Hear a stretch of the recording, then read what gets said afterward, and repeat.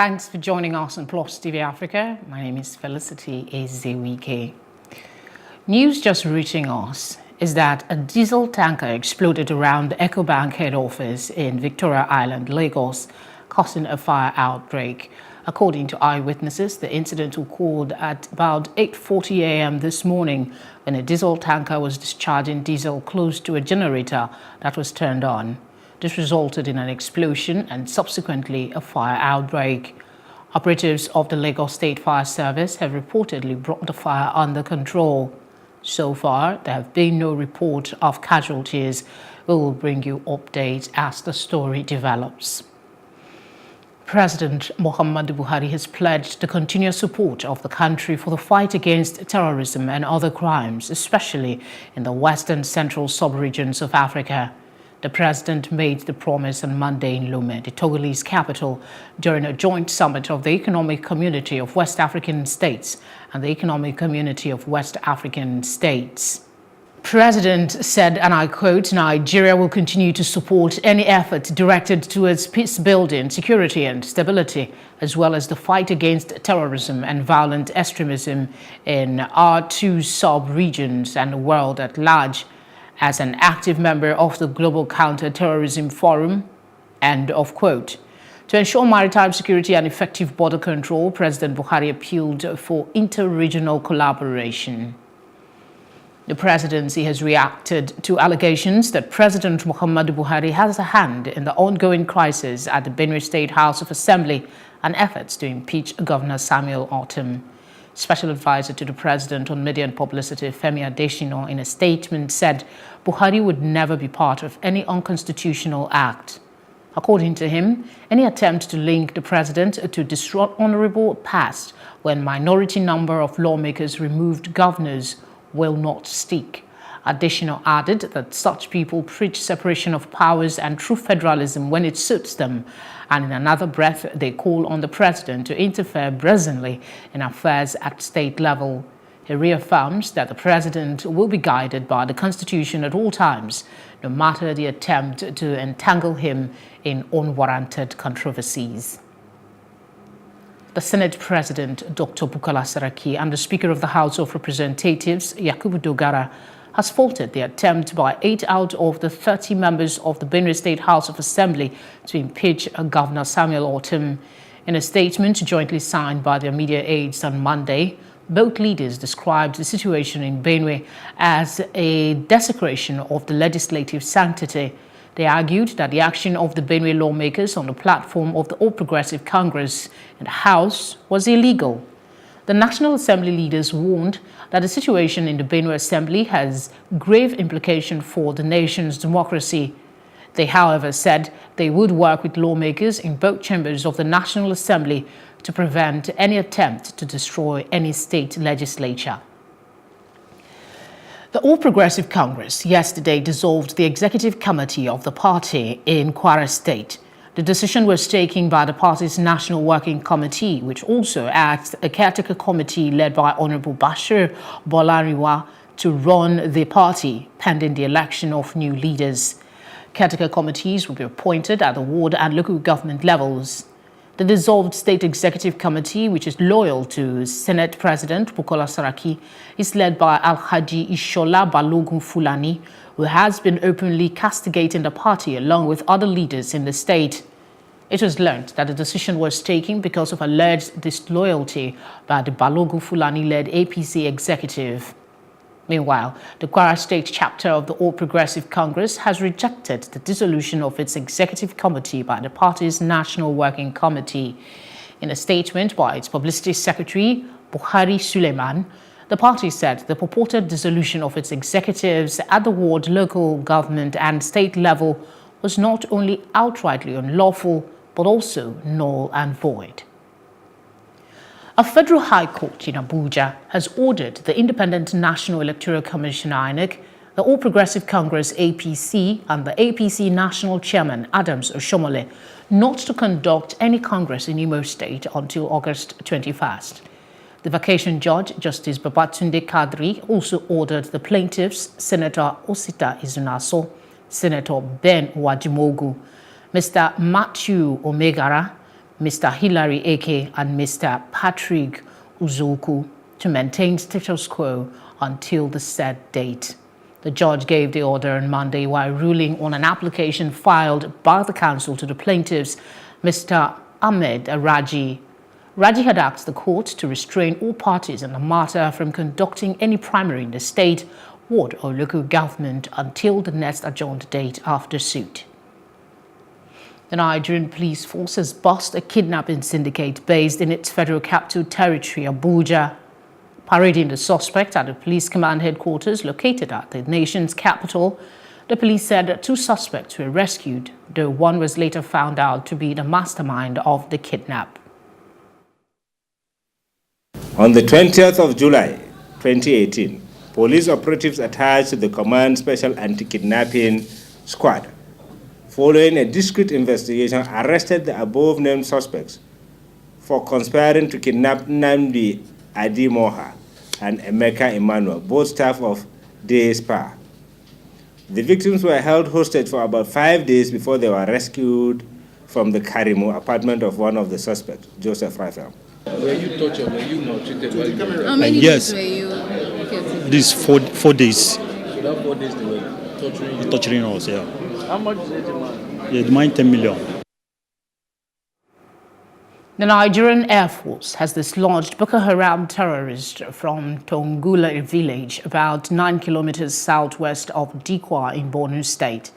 The Air Force, in a statement signed by the Director of Public Relations and Information, Air Commodore Olatokunbo Adesoya, said the airstrikes were sequel to credible intelligence information which confirmed several Boko Haram terrorists amassing at the location. Air Commodore Adesoya said an Air Force Alpha Jet aircraft and Mi-35M helicopter gunships were deployed to the location, unleashing bombs, rockets and cannons. He added that battle damage assessment confirmed intensive damage to the settlement. The Catholic Bishop of Sokoto Diocese, Dr. Matthew Kuka, has decried what he termed the aimless and mindless killings of Nigerians by those he described as enemies of the nation. Kuka spoke when he led other members of the Catholic Church to Gandhi Town to donate relief materials to the internally displaced persons from Tabani village in the Raba local government area. The bishop further warned that the country was heading towards agricultural disaster due to the continued killing of farmers. He urged federal government to work out a more formidable measure to halt the ugly trend.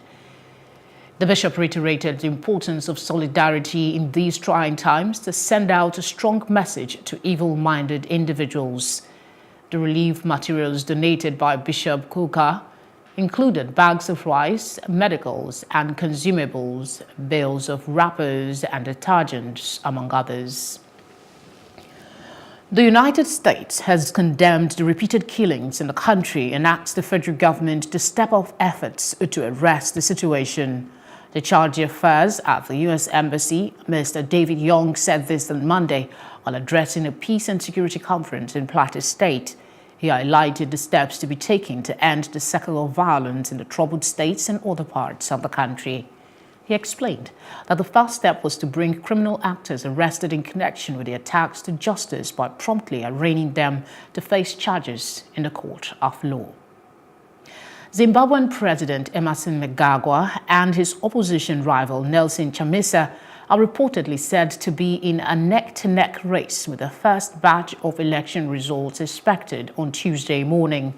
The chairperson of the Zimbabwe Electoral Commission, Priscilla Chigumba, said during the press conference in Harare on Monday night that the commission had received returns from 4 provinces and was now awaiting results from the remaining 6. The Zimbabwe Electoral Commission is pleased to announce that it managed to clear most of the queues in all of our polling stations by 7 p.m. That is the official and legal closing time.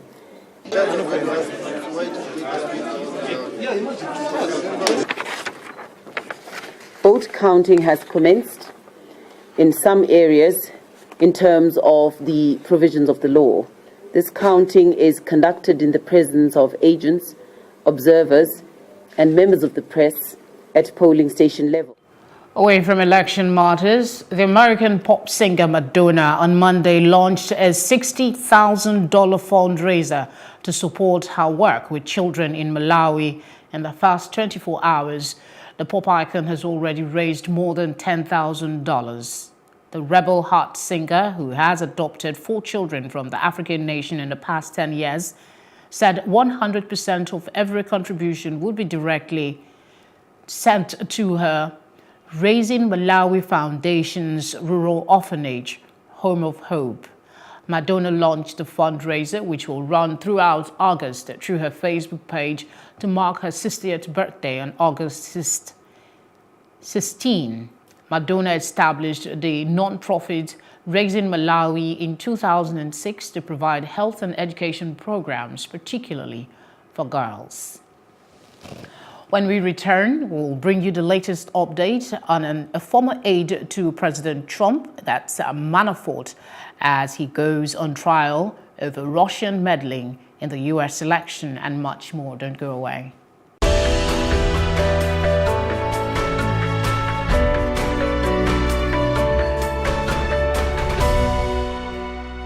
Paul Manafort will become the first of President Donald Trump's former aides to go on trial, accused of bank and tax fraud by federal investigators probing Russian meddling in the 2016 U.S. presidential election. In spite of a focus on financial crimes, the trial could yield politically damaging headlines about a man who ran Trump's campaign for 3 months and attended a June 2016 meeting with Russians, offering damaging information about Trump's Democratic rival, Hillary Clinton, that is now a focal point of special counsel Robert Mueller's 14-month-old probe. Prosecutors are expected to argue that Manafort's lavish spending on suits, homes, and luxury items did not match the income declared on his tax returns, and that he misled lenders when he borrowed tens of millions of dollars against New York real estate. The chief of Malaysia's Civil Aviation Authority resigned on Tuesday after an investigation report on the missing Malaysia Airlines flight MH370 showed lapses by the Air Traffic Control Center in Kuala Lumpur. The report released on Monday on the disappearance 4 years ago of the airliner during a flight from Kuala Lumpur to Beijing with 239 people on board shed little fresh light on one of the biggest mysteries of modern aviation history. In a statement announcing his resignation, Azharuddin Abdurrahman said the report had highlighted failures by air traffic control to comply with standard operating procedures, but had not suggested the aviation authority was to blame for the loss of the aircraft. North Korea appears to be building new ballistic missiles despite recent warning ties with the Trump administration, media reports say. Unnamed U.S. officials told the Washington Post that spy satellites had spotted continuing activity at a site that has produced ballistic missiles. Reuters news agency quotes an official as saying it is unclear how far the work has gone. President Donald Trump met North Korean leader Kim Jong-un in June. We'll bring you a business report after this break. Stay with us.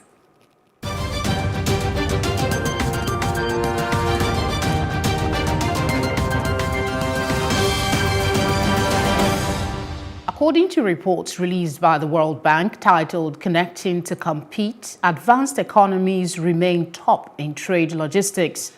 The sixth edition of the report showed that high-income countries still led the chart, averaging 48% higher than low-income countries in their logistics performance. Caroline Feud, Director of Macroeconomics, Trade and Investment Global Practices at the World Bank Group, in a comment said, logistics services are the backbone of international trade. She also said goods logistics reduce trade costs, but supply chains are only as strong as their weakest link. For developing countries, getting logistics right means improving their infrastructure, customs, skills, and regulations. Of the 168 economies that were viewed in the report, Germany was ranked number 1 for logistics. Global benchmark for crude prices rose on Monday as Brent crude stood at $75 per barrel and West Texas Intermediate also settled at $70.21.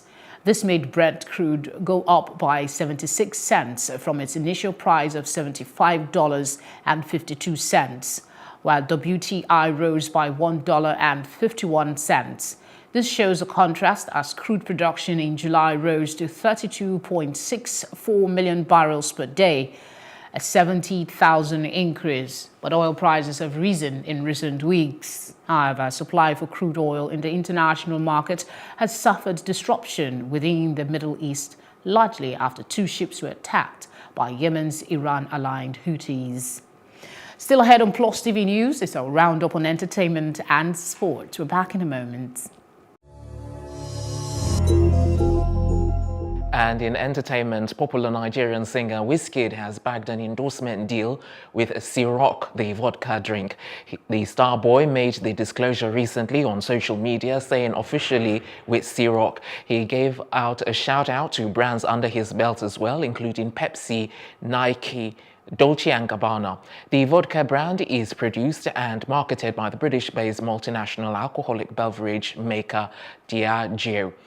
Brother of the defunct duo P-Square, Jude Okoye, has revealed he used to be a bus conductor. Okoye recently shared his motivational story on social media. He further revealed that he was once stranded under the bridge at Ijora back in 1995 before things changed for the better for him. He said he had to work as a bus conductor to make a living, and according to him, he worked the Ijora-Jibowu route at the time every day. Jude Okoye is not the only well-known personality to reveal such, as it will be recalled that some time back, Small Doctor revealed he was a bus conductor for over a decade. One of the best basketball players in the world, LeBron James, has, in collaboration with his family foundation, opened an elementary school to help struggling students stay in school despite difficult family and life situations. The school is called I Promise and is modeled around LeBron's early childhood, where he missed much of the 4th grade because of his living conditions. And that's it on entertainment. The very best in sports right after this.